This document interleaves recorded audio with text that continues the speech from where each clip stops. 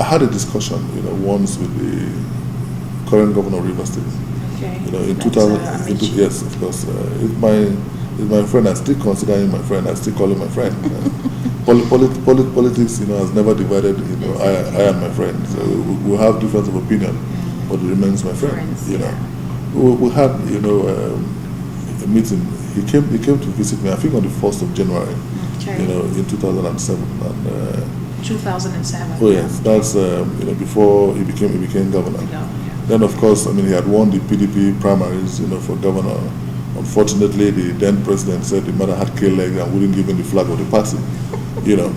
So he came to see me in company of some other very eminent, personalities from my state, sons, of Rivers State, including a current member of the Federal House of Representatives, a current member of the state's, House of Assembly, some other respected elders, very respected elders of our states. And then, he said, well, that it was, 4th of January, so he was going around visiting friends. He gave me, a little hamper for which I remain forever grateful. And then, he said to also remind me as a co-aspirant. I also ran the primaries, where were about 9 that were cleared by, by the party to run the primaries. I was convinced in my heart, that he would be governor. And I told him so, even though I was also an aspirant, and because they said the mother had K-legs, all of us were running around in Abuja and everywhere, hoping that we'll be able to get, the party platform. But I was convinced in my heart that he would be governor, and I told him so. And then I said to him that when you become governor, I'd like you to do one thing, just one thing for us, as Rivers people. I'd like you to open the political space. Okay. And then I told him that, that I believe that our leader, the then governor of the state, Dr. Peter Odili, and I have tremendous respect for him, and we have our own relationships, He's also the godfather of my first daughter, Governor Odili.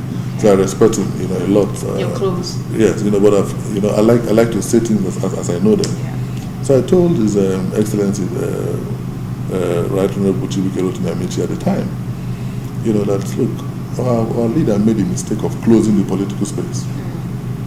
And I think that happens whenever a group of people who find themselves, in political power, some sort of a political authority decide that for the next 40, 50 or so years, power was going to, rest solely in their hands, or in the hands of their cronies, their relatives, and the rest. Exactly. Just around them. And whenever you have that, right, what you want to do is to close the political space so no other person, comes in.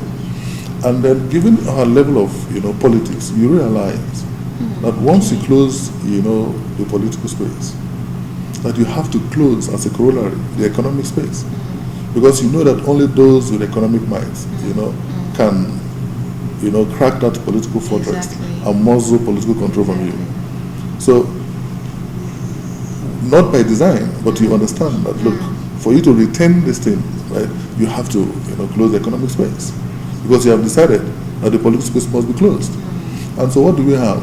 Every election season there are killings, there are maimings, kidnappings, and all that, because people want to prove, to the authority that, hey, I also have control, of some area, and so you must include me in this, your political empire or your political equation, and so that became, the sort of politics that, that we saw.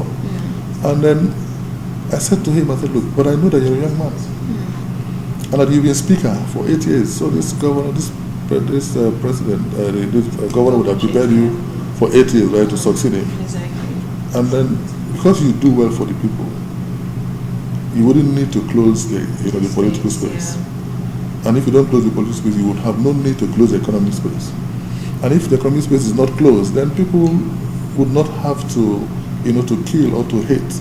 They will know that, well, that, yes, I tried. The system allowed me, to give my best. But, the people didn't accept my best, so I'll try again.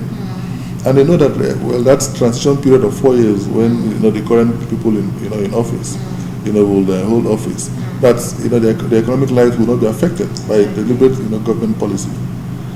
So that was very important. And then, of course, the elder, amongst us at the time, Chief Andrew Uchendu, said he will remind the governor when he becomes governor that this was what, we discussed today and we agreed.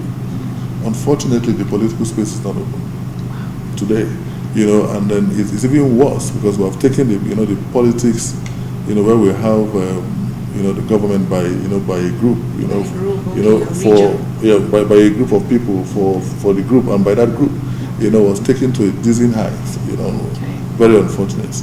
We must look at all the wonderful things that are available to us as a state, and see how we can harness those things, in the interest of everyone that is resident in River State, and particularly for people, who are River State indigenous.